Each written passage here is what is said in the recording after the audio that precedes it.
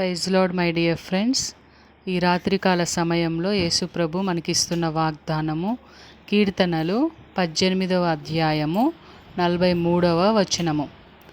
ప్రజలు చేయు కలహములలో పడకుండా నీవు నన్ను విడిపించితివి. ఆమేన్. యేసుప్రభు మనతో చెప్తున్నారు సిస్టర్స్ అండ్ బ్రదర్స్.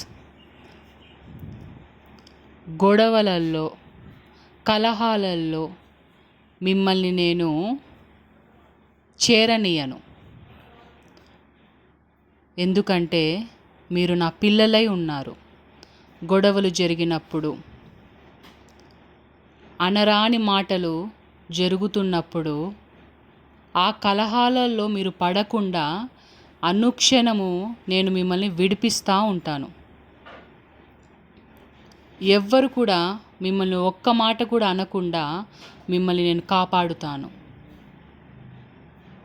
ఎందుకంటే కలహాలు చేయటానికి నేను మిమ్మల్ని ఏర్పరచుకోలేదు. సంతోషముగా ఉండటానికి, సమాధానముగా ఉండటానికి నేను మిమ్మల్ని ఏర్పరచుకొని ఉన్నాను.